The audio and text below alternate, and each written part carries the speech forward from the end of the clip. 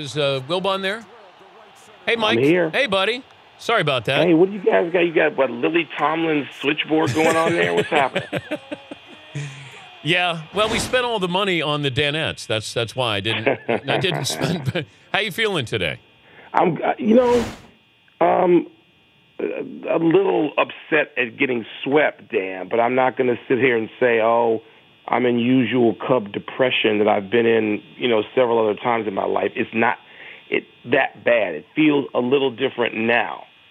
And that's, I guess, because largely of Joe Madden and these guys are so young. It feels like it's the beginning. But if I said at the beginning of the season, you're going to go to the NLCS, but you're going to get swept, your reaction would have been what? Let's do it.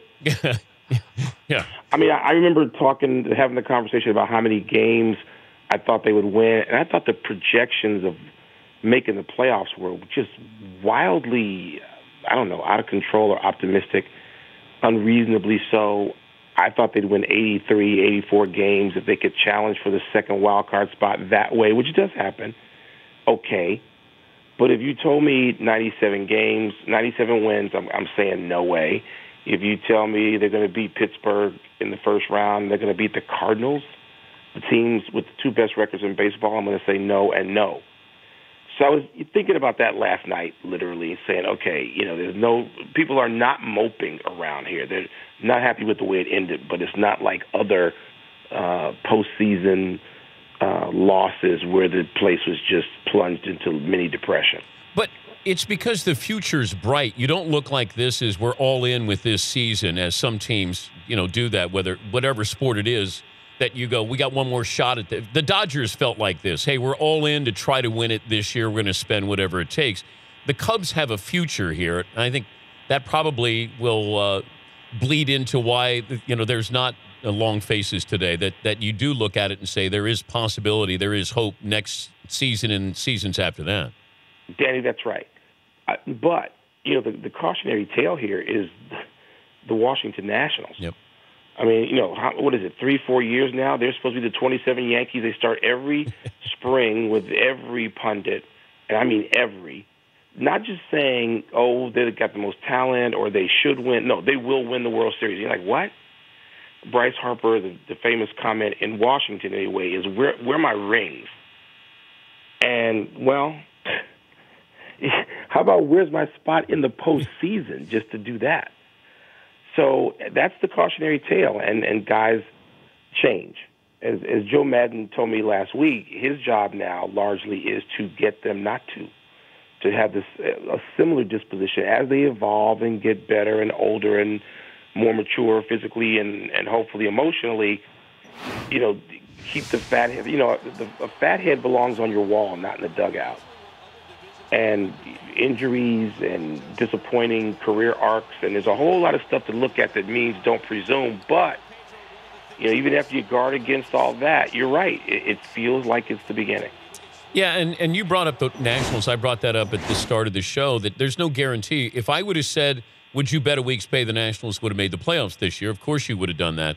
If I said bet a week's pay the Mets will make the playoffs, you probably would have hesitated on that. So that's why it's year to year, and even though you have young players, the Nationals had young players as well. It's baseball. It's weird. Somebody's getting better, and you don't even know they are. So that's why I always say wait till next year with the Cubs with that talent, but then there's no guarantee that they'll be in the playoffs next year. And the division they're in. I mean, they still got to play against St. Louis and Pittsburgh next year. Yeah. If you looked at how would this change the if the Cubs won the World Series? How would that change things in Chicago and then perception-wise around, the United States? I think it would really just sort of jolt the popularity even more.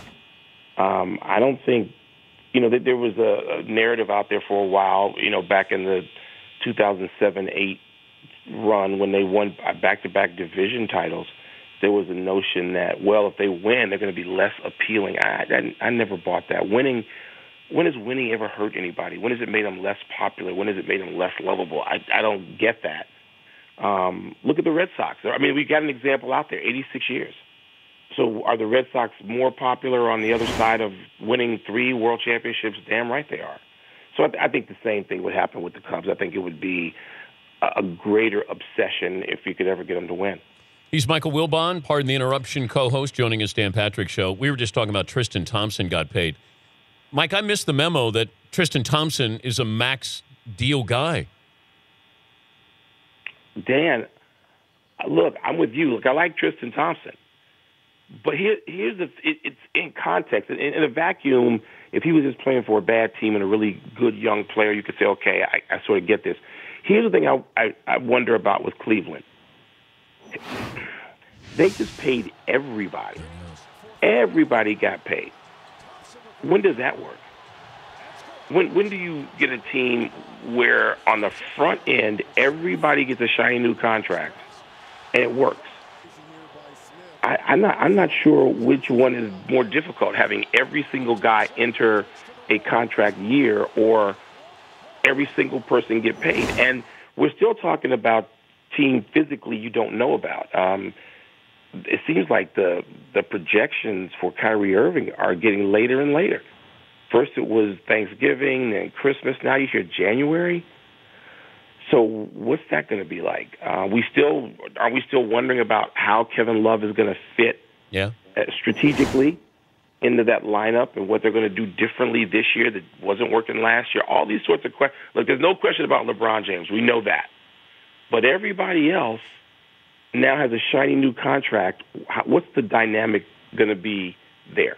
Well, the coach, who is not Phil Jackson or Pat Riley, or a guy who could either ride herd or is so charismatic his players will follow him in some Madden-like way. I got questions about them. Even though there's nobody in the East to really challenge them, we're talking now with LeBron, the conversation is not will the Cavaliers get to the finals or win the East. The conversation is, are they going to win the whole thing? Don Mattingly has been fired by the Dodgers, multiple reports. They've agreed to part ways, so we know what that means. Surprised? Yeah.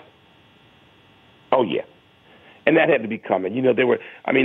One of the underplayed things to me, at least nationally, I'm sure in L.A. it was focused on intensely, was just the way was the sort of discord in the dugout, like openly during games. It's like, whoa, what's going on there? So, yeah, that's a firing that I think everybody should have expected. But we always do this, and then you're going to bring in the opposite kind of manager, right? You have the fire and brimstone guy, and then you bring in the players manager. And then you're going to have the players manager that they take advantage of, and then you bring in the fire and brimstone. So are we bringing in a tough guy to replace Don Mattingly?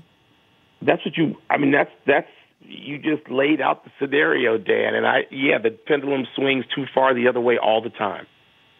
I'm sitting here still in Chicago. You go from Tom Thibodeau, to Fred Hoiberg, who appears to be polar opposite. And, I would expect the Dodgers to do exactly that. You and Mr. Tony in it for the long haul? When's Tony going to walk away here from Pardon the Interruption? Not that I want that.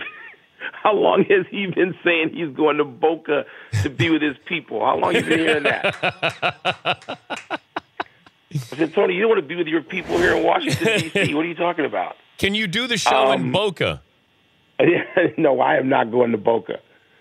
But we're scheduled to be on for 3 more years. Wow. So that would take it out to about 17 years. Wow. That's pretty impressive. Yeah. Pretty impressive. And it's a long time. And you get along, though. Oh, God, yeah. Tony's, we play golf together when we're not at the studio or do stuff together when we're not. Tony and I were close for 21 years before the letters PTI were ever uttered by Mark Shapiro. PTI. So PTI didn't create the relationship, as you know. The relationship already existed. And you never had a moment where you wanted, like it was bad or you didn't talk to one another? Have you had any? No, never. Never. We're angry at each other in the moment of some discussion, a real one, not the sports bar, sports talk radio discussion. But there's always an argument over something stupid, right? Like if you do... No. Ours are probably over something real. Oh, okay. The stupid ones we realize are just stupid ones. They're arguments to be had in a barbershop if either of us had hair. They're not arguments that should actually take root. But no, we've never had something that spilled over outside the studio. Hey, it's great to catch up with you again, and thanks for joining us. Safe travels back from Chicago, Mike. Dan, thanks for having me, man. Good to hear your voice. All right, Michael Wilbon from Pardon the Interruption.